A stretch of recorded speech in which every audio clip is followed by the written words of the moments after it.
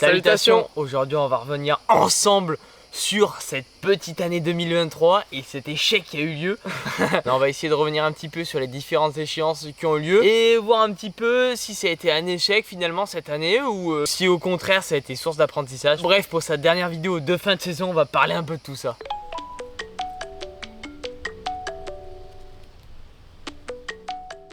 Qu'est-ce qu'il me veut lui? Allô? Ouais, qu'est-ce que tu veux? Si tu peux viens, on va faire un footing de 40-50 minutes là, je suis à côté. Ok, bon bah vas-y, j'arrive. Ok, aujourd'hui à la mode Stéphane Merde, je vais vous présenter la petite TicWatch Pro 5 Enduro, une montre connectée de la marque Mobvoi. Alors c'est une marque qui conçoit des montres pour un petit peu la vie quotidienne en général, mais plus particulièrement le mode sport. Et celle-ci, elle est faite pour, notamment grâce à son petit verre saphir, un verre quasiment inrayable. Bon, ce petit bolide, il est doté d'un processeur Snapdragon W5. Alors c'est le même genre de processeur qu'on peut retrouver sur les derniers portables. Autant vous dire que c'est archi fluide, toutes les interfaces, ça va à la vitesse de la lumière. Et d'ailleurs, là, on peut voir que je suis perdu. Et là, qu'est-ce que je fais? Je vais dégainer tout de suite la boussole. Hop, voilà. On se met vers ici, plein nord, et on est parti. Tout l'écosystème il est compatible avec Android, ce qui fait que vous pourrez retrouver en fait l'écosystème Google. Par exemple, si je veux aller à un petit endroit, hop, je mets la map. Je peux aller si vous voulez à Brive et je peux également faire tous les petits itinéraires, donc ça c'est plutôt pas mal. Bref, tout ce blabla est bien beau, mais bon, il est maintenant temps de faire fracturer le com. Donc c'est parti.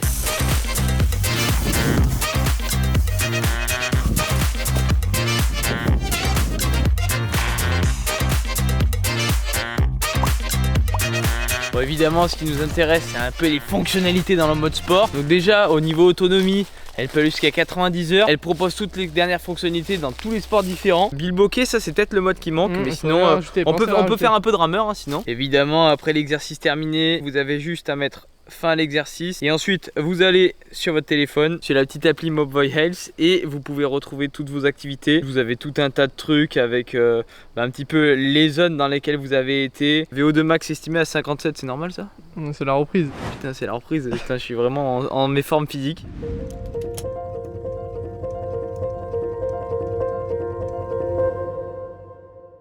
Bon, cette saison elle a été assez spéciale puisque pour moi ça a été dans la continuité, mais pour toi ça a été ta première année trail. Mais débuts en trail. Forcément dans une première année il y a toujours des moments un peu compliqués. Ouais. Et donc on a commencé cette saison fin juillet, voilà, en général c'est à peu près sur les périodes où on reprend. Et là rien de mieux que commencer ça avec un petit tour du lac de Joux. Pour ceux qui connaissent pas, c'est un peu du côté suisse, le Jura suisse. Le tour du lac fait environ 22 km. Du coup au lieu de faire habituellement 30-40 minutes de reprise, on se tape 1h45 de footing. D'ailleurs si vous ne nous suivez pas sur Strava, on vous invite à aller voir nos deux comptes parce qu'il y a plein de choses qui sont dessus et que bien sûr vous verrez pas sur YouTube. Notamment les reprises ou les après-blessures qui sont un peu trop violents à chaque fois. Et d'ailleurs en parlant de blessures, j'ai commencé d'entrée de jeu pour cette année. D'ailleurs ça a annoncé les couleurs.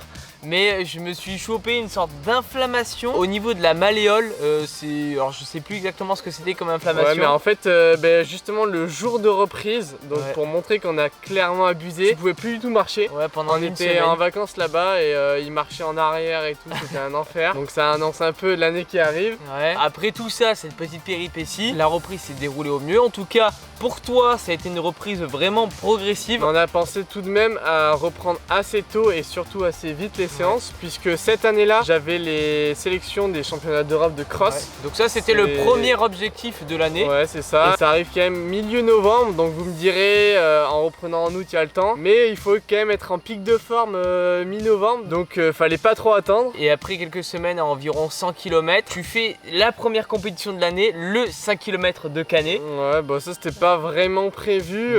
D'ailleurs, je sais pas trop si je le ferai cette année aussi. C'était plutôt une compétition un peu de prépa. Ouais, voilà, mais en fait, il était pas très loin de Font-Romeu, à environ 1h30. Et puis ça permettait de faire un 5 km, voir où un peu la forme et tout. Évidemment, on partait sur sub 15. D'ailleurs, bon, il y en a sûrement qui connaissent pas cette malédiction, mais c'est une très grosse malédiction. J'arrive jamais à faire sub 15. On en parlera au prochain 5 km. Alors que ça fait 4 ans que je suis sur le même chrono, mais bon, t'inquiète.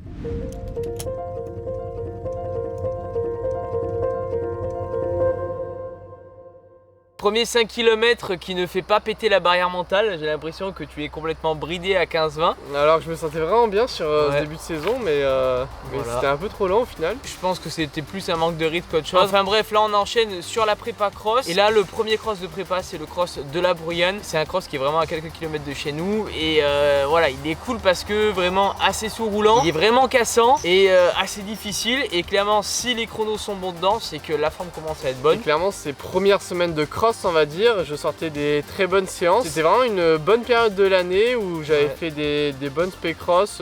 Le cross de Gourdon a été bon. Donc j'arrivais avec plein de confiance sur ces sélections aux Europes. Et d'ailleurs, il y a eu un petit peu la séance clé qui a été passée et qui présageait que du bon à quelques semaines de ce cross de sélection. C'était une séance de 14 x 400 mètres, récup 1 minute 15, donc à fond romeux, qui a été passée sur une moyenne de 2 minutes 05. Donc là, franchement, on était confiant. On s'est dit que il y avait moyen d'aller chercher quelque chose sur les crosses de sélection.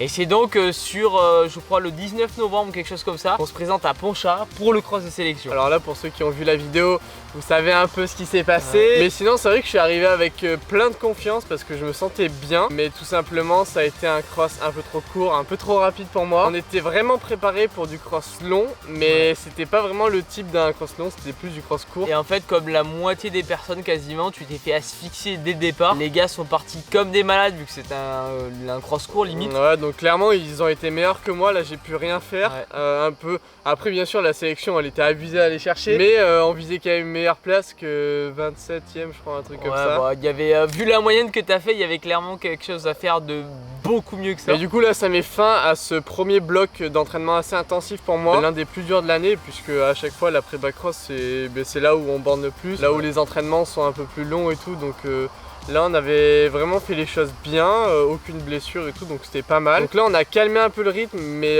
pas trop non plus parce qu'il y avait le 10 km de Saint-Pan. Et par contre, évidemment, je me tape une maladie juste quelques jours avant, alors que pareil, là, il y avait moyen de faire de belles choses. Ouais, l'objectif pour ce 10 km était d'aller chercher un 30 minutes 30 qui était faisable, qui était vraiment faisable. Sauf que, évidemment, comme d'habitude, on a l'impression que vraiment...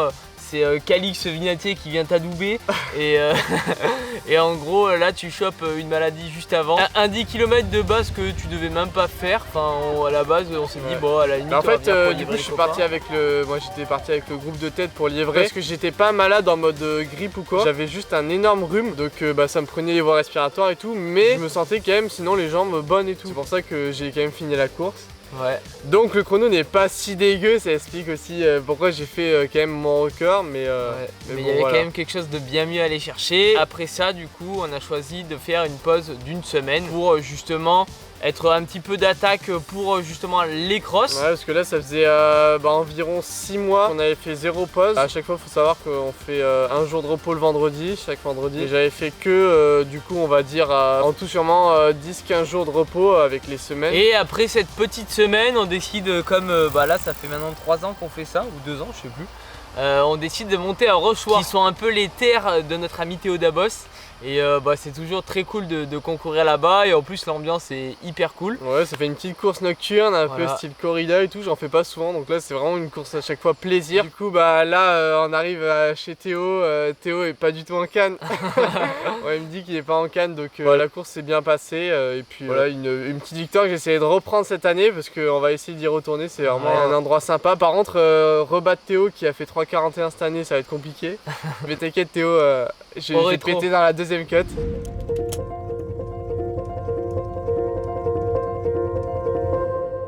Et après ça, le gros objectif de cette deuxième partie de saison, c'était les demi-finales de cross. Alors vous allez me dire pourquoi pas les France, parce que les France avaient clairement rien à jouer. Enfin un top 100, même un top 100 senior, ça a pas grand chose. Ouais, je pense, vu ce que je faisais, on avait à peu près vu qu'il y avait moyen de faire top 80-90 sur une bonne course, senior inclus évidemment. Ce qui donnait à peu près, je sais pas, top 15-20 espoir. Ouais, ça aurait été vraiment bien. Bon voilà, être aussi loin de toute façon, c'est pas non plus le top. Et donc l'objectif c'était d'aller surtout chercher une grosse place aux demi-finales. Voilà, essayer d'aller chercher un top 2, quelque chose comme ça.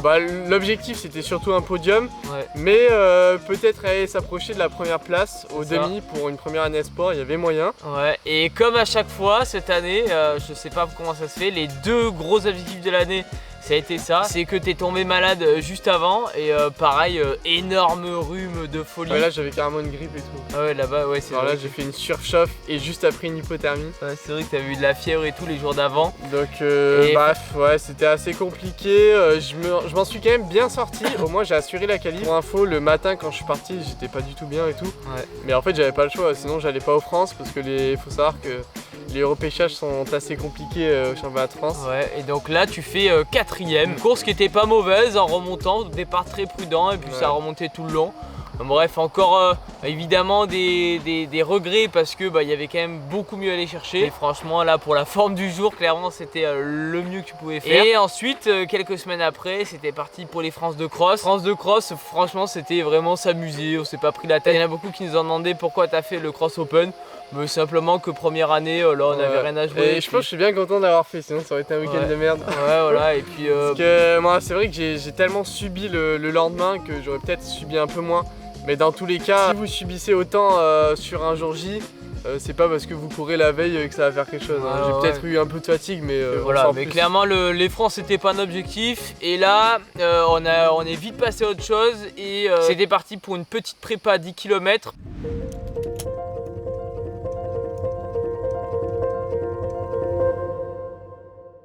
Les ambitions, c'était d'aller chercher un sub 30-30 de base. Et en fait, t'as fait 2 ou 3 grosses spé 10 km. Ouais, j'ai fait bien 3 ou même 4 spé, je pense. Ouais, c'est ça, entre 8 et 10 km de volume. Ouais, faut savoir que c'était la première prépa 10 de ma vie.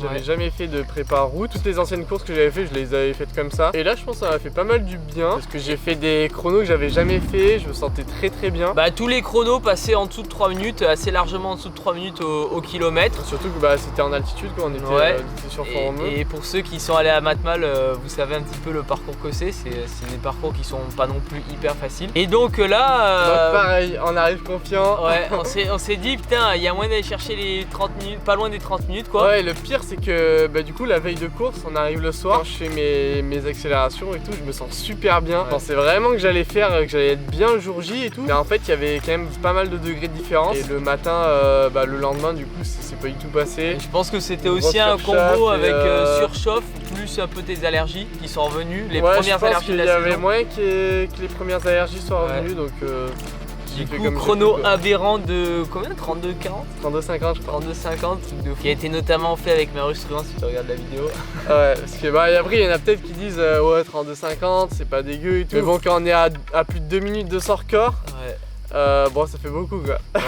Après ça, forcément, grosse déception. Si je me souviens bien, je pense que c'était le moment le plus dur de la saison. Parce que du coup là j'avais plus trop envie de courir, j'étais un peu dégoûté. On s'entraîne comme des cochons, je me suis entraîné comme un cochon toute l'année pour louper mes 2 gros objectifs, voire les 3 même. Donc là c'était assez dur, mais bon on a pris quelques jours quand même. On a pris le temps de se remettre un peu pour que l'envie revienne. Et puis suite à ça on s'est dit voilà, on va essayer de reprendre une saison piste correcte et essayer de faire descendre les chronos sur 1500 mètres notamment. Parce qu'à ce moment là on savait pas du tout que j'avais un problème d'allergie.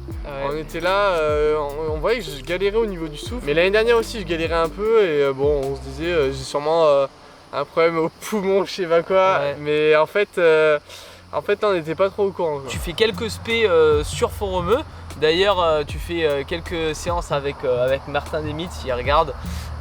Qui est un gars hyper cool et dont on a hâte de refaire des séances ensemble d'ailleurs. Des séances de vitesse qui te débrident bien le moteur et ensuite évidemment en dehors de ces séances là aussi de quelques spé etc. Bref, des temps qui laissent présager que même sur une rentrée le 3,57 doit pas être bien loin non plus. Première compétition sur 1500 mètres à Saint-Jean-de-Luz sur les interclubs et là pour le coup le plateau est cool parce qu'il y a 2 gars qui valent 3,54-55.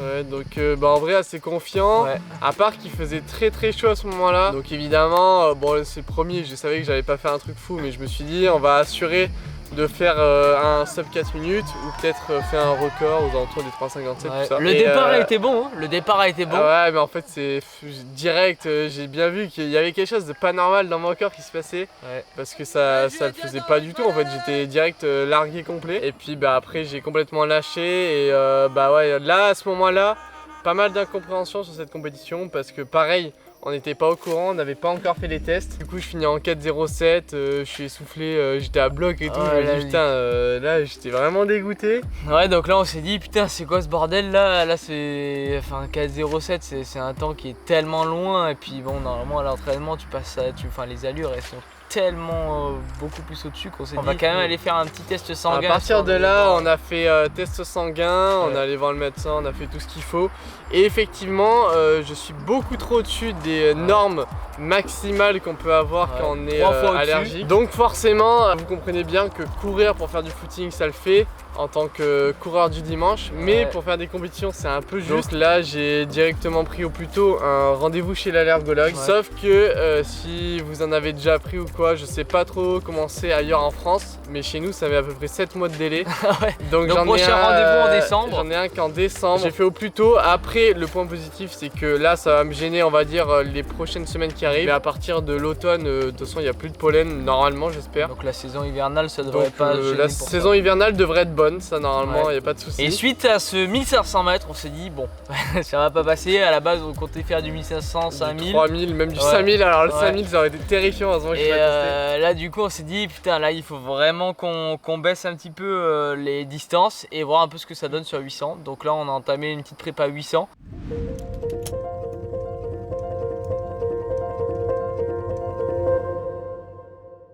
Donc on a fait 2 800 mètres. Le premier qui était à Angoulême. Et là, bon, clairement tu manquais de rythme. La course était pas folle, directement t'es pas dans les allures. Alors que putain de base, normalement aux entraînements t'avais fait un bon truc et tout. Parce que justement aux entraînements, on était sur des bases de 1,55, 1,56.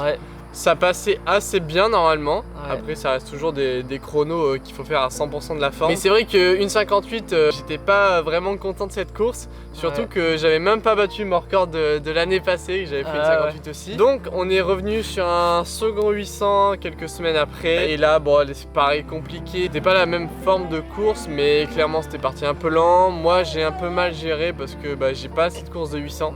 Pas assez osé. Ouais, pas assez osé. Donc ça a refait une 58 par contre record. Voilà, mais bon on finit sur quelque chose qui est pas très positif on va dire. Mais là le problème c'est qu'on est fin juin. Fin juin il y a encore des compétitions normalement. Sauf que là on devait partir en République tchèque. Et du coup saison. Ouais, du coup on devait couper la saison compétition on va dire. Par contre on a quand même continué les entraînements. Voilà, et là du coup on s'est dit bon faire un 800 à l'entraînement c'est pas quand même fou. Donc, ce qu'on va faire c'est essayer d'en profiter pour justement accroître ta vitesse de base et essayer d'aller chercher un chrono sur 400 mètres.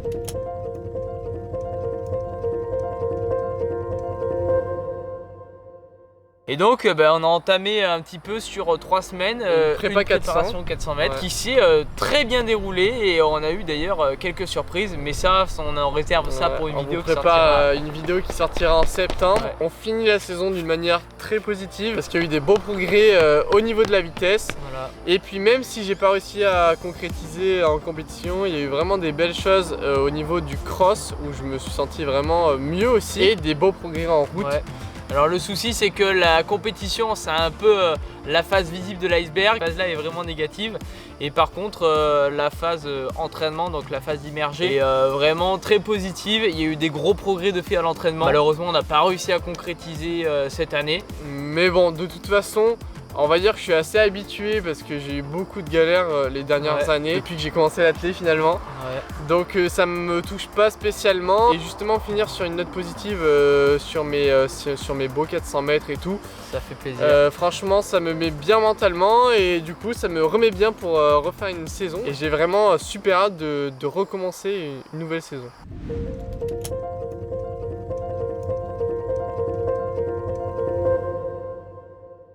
À présent, parlons de ma saison. Parlons tracteur. Voilà, parlons tracteur. Et là, moi, je fais mes débuts sur trail cette saison-là. Alors, j'ai fait quelques trails avant, mais sans aucune préparation, des trails un peu au talent, on va dire. Là, je me suis dit, on est sur Font-Romeu, c'est l'occasion d'aller tout donner sur trail parce que j'ai quand même, voilà, on avait constaté que j'avais quand même des facilités en côte.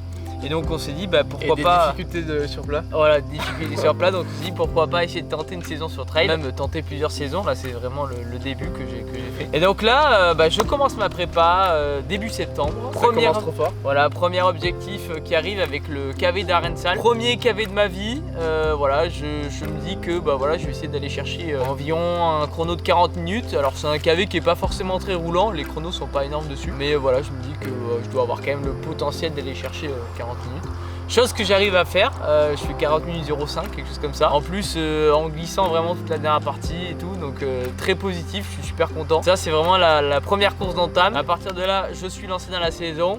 Et donc j'entame un bon bloc de préparation avant le trail de Gruissan qui était le premier objectif de l'année on va dire. Dans ce bloc d'ailleurs je fais une petite semaine à 12 mm de dénivelé, voilà, craquage complet. Mais en fait, je pense que la petite erreur que je fais, notamment sur cette année-là, ou notamment plutôt en début de saison, c'est que je mets peut-être un petit peu trop de dénivelé sur mes semaines. J'ai tendance à faire peut-être un petit peu trop. Forcément, quand on débute, ça passe bien sur des mecs comme Kylian Jornet, Rémi Bonnet, mais quand on débute... Après, je suis pas sûr non plus qu'ils aient débuté avec 12 000 mètres de ouais, dénivelé. voilà. Quand on débute, c'est vrai que c'est un peu beaucoup. Donc je pense que j'ai accusé un petit peu le coup, notamment sur la compétition de Gruissan.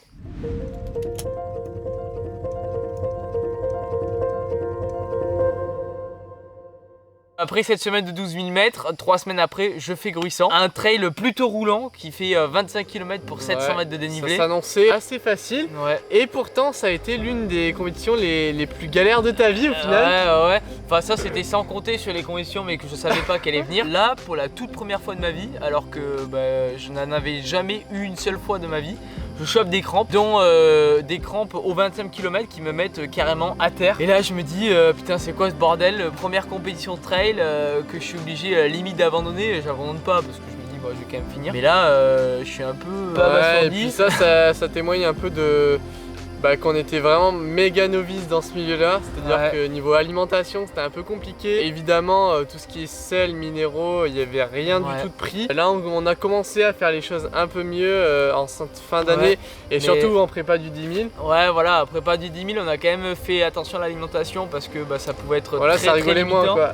Voilà, mais c'est vrai que moi j'aime pas me prendre la tête avec quoi que ce soit. Et donc je me suis dit en vrai ça va passer avec ça. Et au final c'est vrai qu'il manquait peut-être un apport en sodium, quelque chose comme ça. Suite à ce trail, et pendant ce trail, comme si vous avez vu la vidéo, je me fais une énorme entorse. Là, pas une simple entorse, une sorte de déchirure ligamentaire ou je sais pas quoi. 1 mois et demi de pause. Ah ouais, là je prends un gros mois et demi de pause. Déjà ça me rend fou ça. Et là du coup, je fais du vélo à bloc. Je fais du vélo à bloc. Dans la pause, on s'arrête pas quand même. Ouais. Et la douleur s'estompe petit à petit à partir de fin janvier à peu près. Donc là, j'entrevois un petit espoir de faire peut-être la saison cross. Ouais. Et du coup, ça c'est parti pour. Bon, il n'y a pas vraiment eu d'entraînement au final. C'est pareil, les entraînements c'était direct les compétitions. T'es parti sur la saison cross en cross court du coup. Et là, pour ceux qui se demandaient, c'est juste qu'on a besoin que Nico filme parce que moi je fais le cross long. Si on s'aligne tous les deux sur le cross long, ça va être compliqué. Mais du coup, on sait très bien que c'est pas ton point fort. Mais bon, c'est même mon gros point faible. Mais je prends beaucoup de plaisir. En fait, j'adore faire les crosses et tout. Donc je me suis dit vas-y, autant y aller à fond. Et là l'objectif c'était d'essayer de tenter une qualif France du coup. Ouais, parce que ça n'a jamais été fait en individuel. T'as déjà fait les France par équipe, pas en indiv, donc attention. Ouais, et là du coup le cross régional évidemment ça faisait 2 semaines que j'avais recommencé, donc forcément j'étais dans le dur. Mais pour le coup je m'étais remis quand même assez bien pour les demi-finales. Et là je me suis dit allez pourquoi pas tenter la qualif France. D'autant que l'année dernière j'étais passé vraiment à 10 secondes 12 secondes exactement de la qualif. Donc je me suis dit j'ai l'impression d'être un petit peu mieux que l'année dernière. Il y a fort moyen que ça se fasse. Et en fait je sais pas ce qui s'est passé cette année. Il y avait un niveau aberrant, vraiment un niveau qui était bien meilleur que l'année dernière. Parce que d'habitude en étant moins fort que l'année là où tu l'as fait, tu tournais aux alentours des 20-25e positions. Et là, tu fais une course assez bonne pour ton niveau et tout, et tu fais 50e. Alors qu'on est dans la même région et tout. Là, je prends un coup de massue, je me dis putain, c'est quoi cette merde, je me suis fait humilier. Donc autant vous dire, ça passe pas du tout. Parce que pour info, ceux qui passent, ils valent aux alentours de 4,00, 4,05 au 1500, et les derniers qui passent. Donc j'avais encore une petite marge.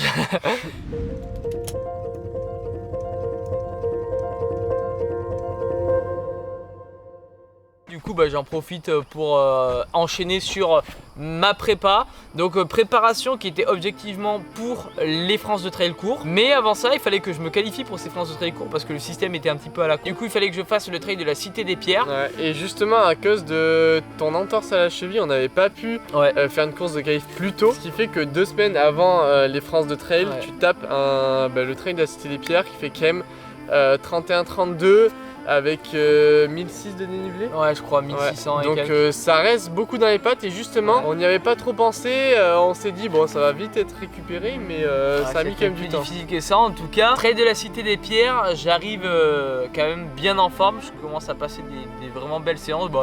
Des séances que je n'avais jamais passées auparavant. Du coup je me dis là en vrai il y a moyen d'aller chercher quelque chose. Les 3 quarts de la course j'ai des sensations de fou. On va dire le souci c'est que j'ai été tout seul dès le début et je m'endormais complet sur les descentes. Du coup je perds un temps mais monumental. Je crois que j'avais calculé, j'avais perdu en tout sur les descentes 4 minutes sur le deuxième, donc c'est énorme. Malgré ça j'étais sur les bases de moins de 2h30 sur la course, ce qui faisait environ 820 en cote UTMB pour ceux qui connaissent. Et sauf que crampe. Ouais. Les crampes sont de retour. Crampes que je chope en haut de l'avant-dernière bosse.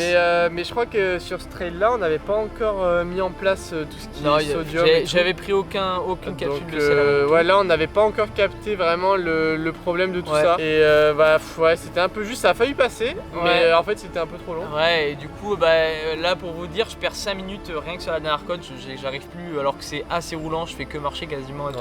Bon, t'as quand même réussi à faire 2. D'ailleurs ma plus grosse côte il trace sur sur juste je sais pas s'il y en a qui regardent un peu les chiffres ou quoi, qui sont allés sur UTMB Index ou ITRA. Mais Nico c'est la plus grosse fraude, genre à chaque fois tes trucs c'est les pires courses. Ouais, c'est scandaleux, enfin bref, du coup là je me dis, bon c'est quand même bizarre, ça fait 2 trails que je fais, 2 fois que je chope des crampes. Là je me dis putain il faut quand même qu'on essaie de voir pour peut-être une alimentation un petit peu plus riche en sel et tout. Et donc là du coup je me dis vas-y on va voir ce que ça donne aux France. Et en fait après ce trail là je fais une dernière séance, donc vous pouvez voir cette vidéo, une dernière séance que je fais avec Alaric. Et là je fais une excellente séance, je passe tout entre 1800 et 2000 mètres par heure. Et là pareil je retape encore ma plus grosse séance que j'ai jamais faite. J'avais jamais fait une séance comme ça, je suis en super forme, les sensations sont excellentes. Confiant pour les France de 10, justement peut-être un peu trop...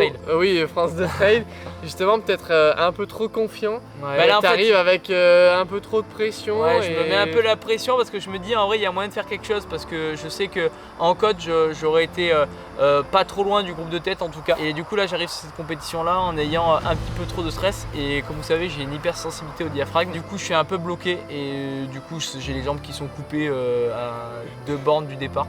Autant vous dire que ça a été très long de finir comme d'habitude. Bon bref, après ça donc évidemment les France, grosse déception. Et après ça je tombe dans une sorte de trou, je n'ai plus du tout de jus. Malgré qu'il y ait encore la saison qui doit se continuer, parce qu'il y avait au moins 2 compétitions qui s'enchaînaient après ça. Mais le problème c'est que là, alors il y a sûrement mentalement un peu aussi, ça t'a sûrement bien calmé les France de trail. Mais après c'était surtout physiquement que t'es arrivé dans une phase à vide.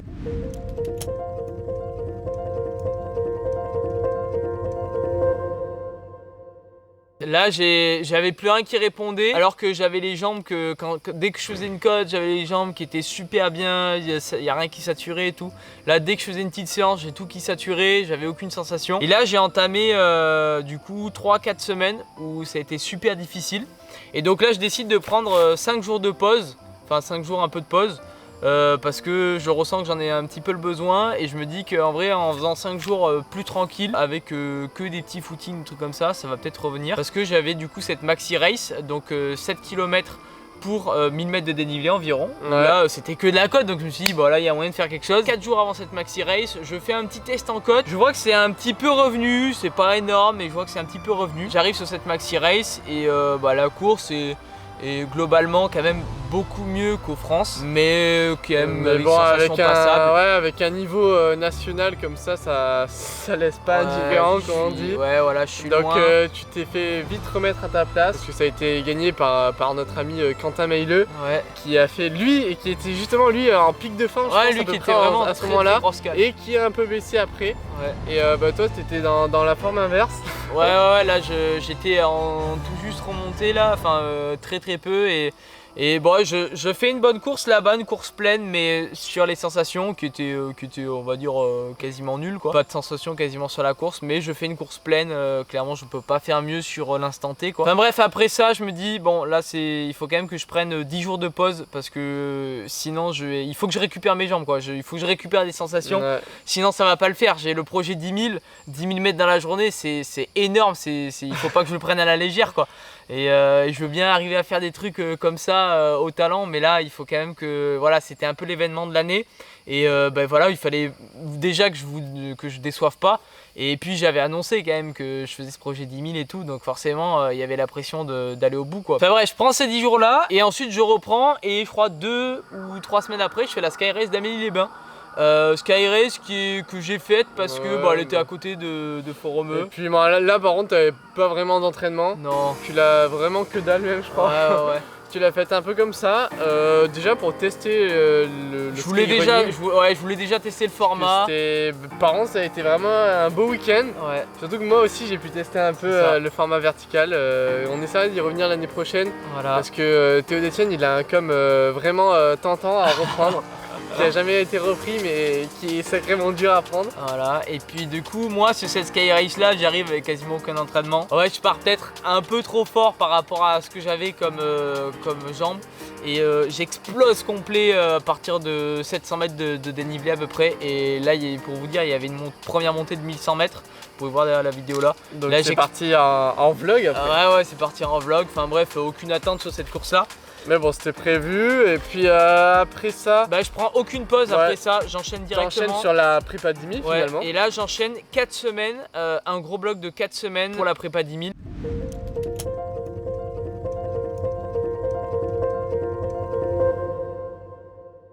Alors j'avais pas énormément de plus, j'avais je crois 6 semaines en tout, mais je fais 4 semaines à plus de 8000 mètres de dénivelé de moyenne. Et en plus moi c'était assez compliqué parce que tu t'es tapé une grande partie à Gourdon, et donc faire 8-10 000 de dénivelé sans avoir de montagne, c'est assez compliqué parce qu'on a des collines ici, mais ça fait environ 100 mètres de dénivelé, pas plus.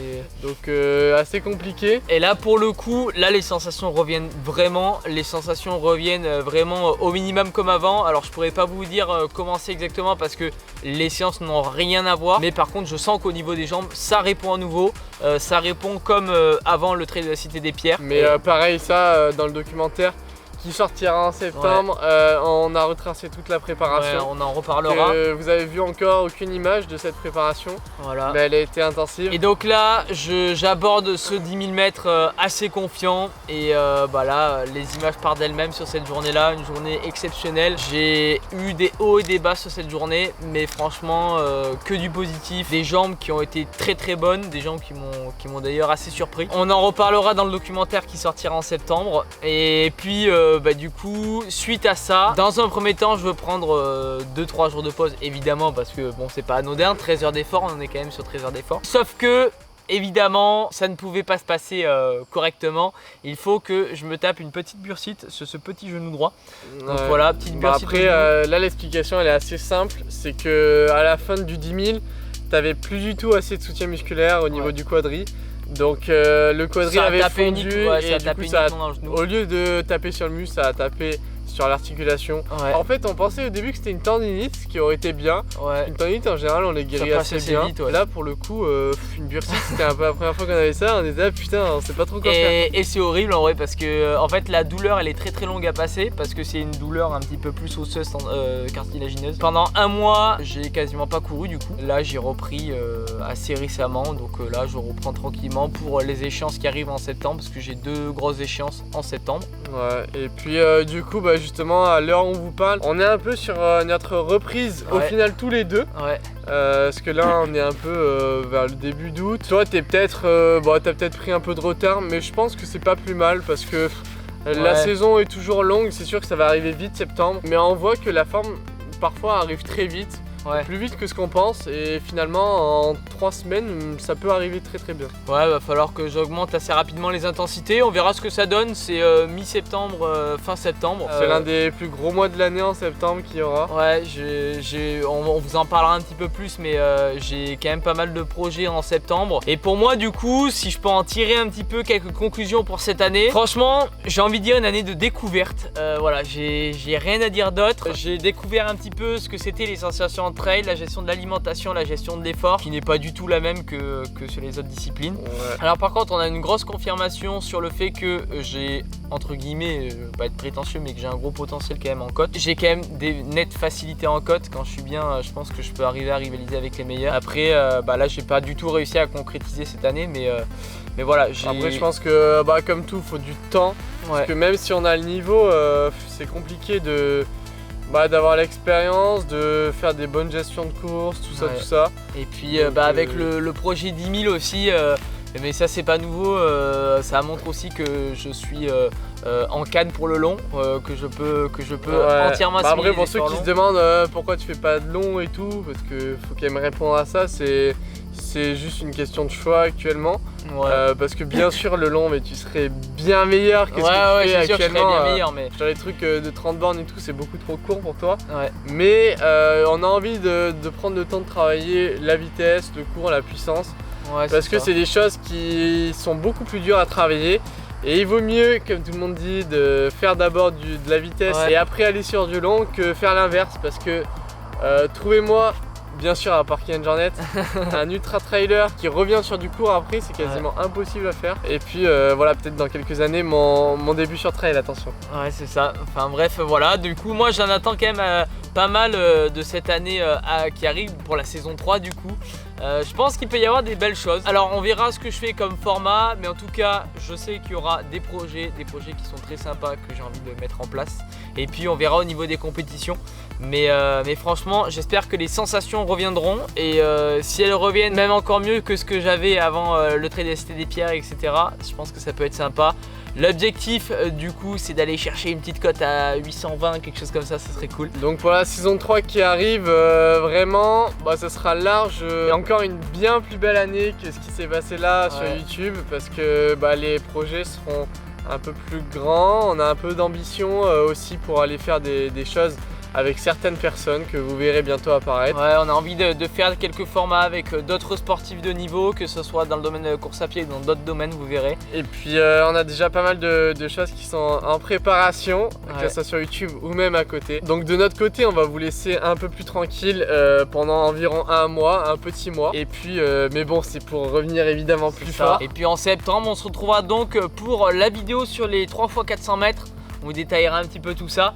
Et puis notamment, je pense peut-être fin septembre, le documentaire. Ouais, voilà, le documentaire sur le projet 10 000. La date, mais il faudra qu'on prenne le temps de finaliser ça. Ouais. Parce qu'il y a quelques centaines d'heures dessus.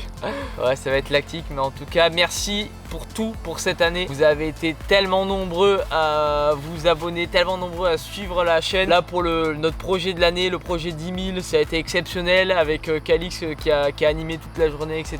Ouais, et puis vraiment, on a pris conscience que c'est ce qui nous plaisait finalement, de faire un peu des projets comme ça où on vous rencontrait et tout. Donc dans tous les cas, au moins l'année prochaine, il y en aura minimum 1 ou 2 comme ça, où on pourra se rencontrer. Alors on dit pas que ce sera un projet fou mentalement, physiquement, mais il y aura des choses où on pourra se rencontrer, on aura l'occasion de faire des choses ensemble.